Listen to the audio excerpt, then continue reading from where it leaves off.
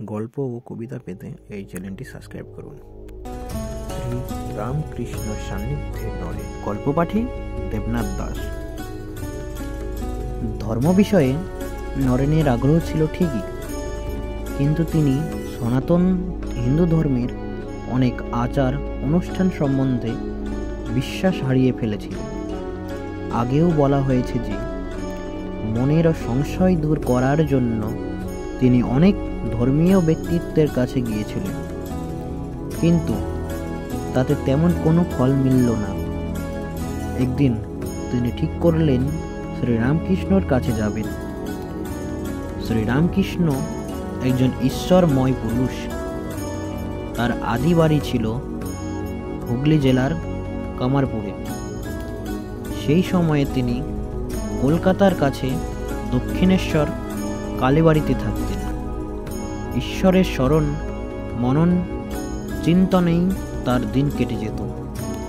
আধ্যাত্মিক পিপাসা নিয়েই তখন সেসব মানুষ তার কাছে যাওয়া আশা করতেন।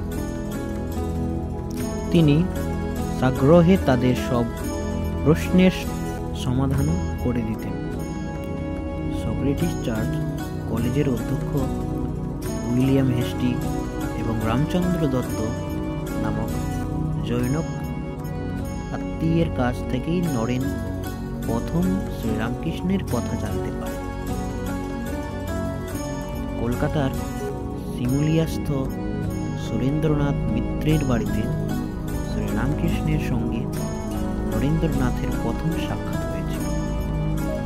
আত্মীয় রামচন্দ্র দত্তের পরামর্শ অনুসারে নরেন্দ্রনাথ ঠিক করলেন দক্ষিণেশ্বরে গিয়ে নিজেই শ্রীরামকৃষ্ণের সঙ্গে দেখা করবেন, যদি তিনি সংশয় নিরসনে তাকে সাহায্য করতে পারতেন। এরপরে একদিন প্রতিবেশী সুরেন্দ্রনাথ মিত্র ও অপর দুজন বন্ধুর সঙ্গে নরেন্দ্রনাথ দক্ষিণেশ্বরে গেলেন। শ্রীরামকৃষ্ণ আনন্দে তাদের গ্রহণ করলেন। তার অনুরোধে নরেন শ্রীরামকৃষ্ণকে দুখানি গানও শোনায়।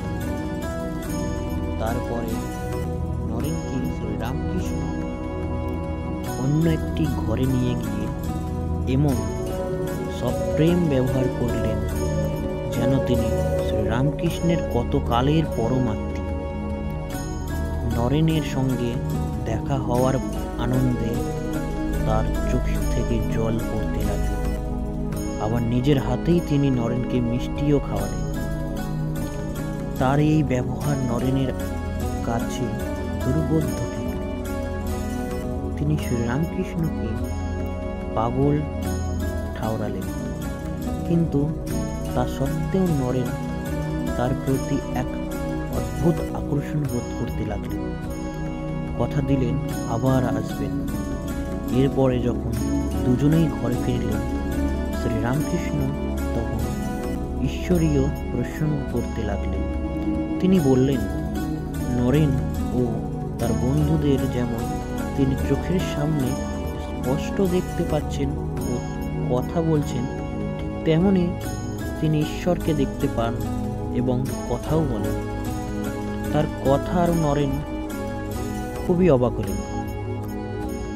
তিনি ভাবলেন, মানুষটি অদ্ভুত আচরণ করলেও নিজে হয়তো একজন বড় সাধক। প্রায় 1 মাস পরে নরেন আবার গেলেন শ্রীরামকৃষ্ণের কাছে। এবার একলাই। যথারীতি শ্রীরামকৃষ্ণ তাকে সাগ্রহে কাছে ডেকে নিলেন এবং পাশে বসতে বললেন। তারপর তিনি হঠাৎ নরেনের শরীর স্পর্শ করলেন। তাতে নরেনের এক অদ্ভুত অভিজ্ঞতা হল। তার মনে হলো ঘর দোর সব যেন সহসা ঘুরতে ঘুরতে শূন্যে মিলিয়ে গেল। তার ভয় হলো মৃত্যু বুঝি আসন্ন। তিনি চিৎকার করে উঠলেন, এ আপনি আমার কি করলেন? আমার জন্য ঘরে বাপ মা আছে। নরেনের কথা শুনে হেসে তার বুক স্পর্শ করলেন। শ্রীরামকৃষ্ণ বললেন, এখন তবে থাক, কাল সব হবে। তার স্পর্শে আবার সব কিছুই নরেনের চোখের সামনে আগের মতোই স্বাভাবিক হয়ে ধরা দিল। তৃতীয়বার শ্রীরামকৃষ্ণের সঙ্গে দেখা করতে গেলেও একই রকম ঘটনা ঘটল। শ্রীরামকৃষ্ণের স্পর্শে আবার নরেন বাহ্য চেতনা হারালেন। কি ঘটল তিনি বুঝেই উঠতে পারলেন না। তার শরীর ও মন দুটোই অত্যন্ত সবল, অথচ এই মহাপুরুষ সামান্য একটু স্পর্শের দ্বারাই তার সেই শরীর ও মন নিয়ে যা খুশি তাই করতে পারে। নরেন এই ঘটনার কোনো ব্যাখ্যা খুঁজে পেলেন না। তবে তিনি একটু বুঝতে পারলেন শ্রীরামকৃষ্ণ সামান্য মানুষ নন। তার প্রতি নরেন ক্রমশ শ্রদ্ধাশীল হয়ে উঠলেন, যদিও তার মনে তখনও